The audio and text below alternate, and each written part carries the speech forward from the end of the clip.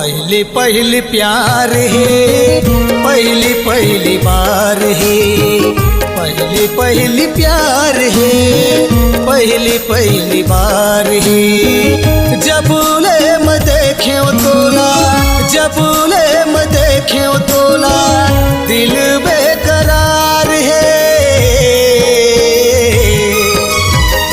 पहली पहली प्यार है, पहली पहली बार है, पहली पहली प्यार है, पहली पहली बार है।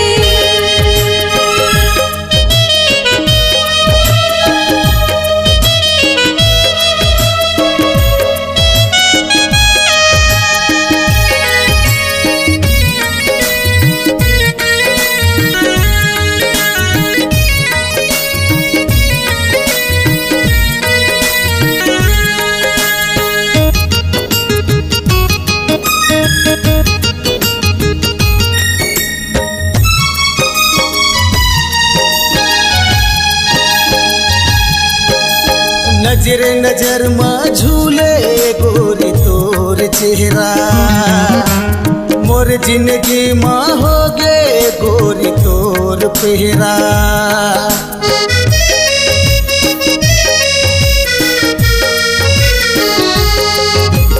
मोरे मन के बात राजा कैसे बतावो, कत कमया मैं करता कैसे समझावो।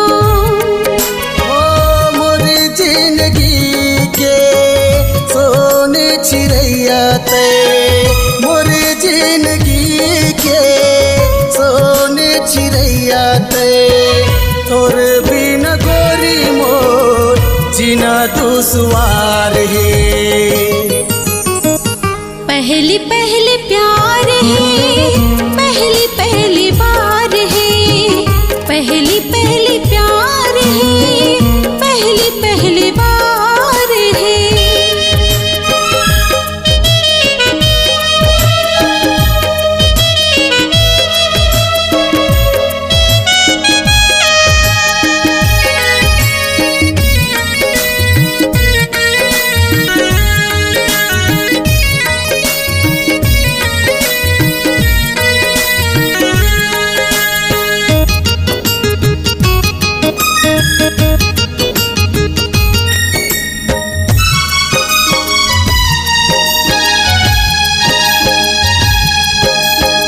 मोर दिल की धड़कन मात हर बस गे, सुध बुध में भुला गयो तोर माया में पड़ के।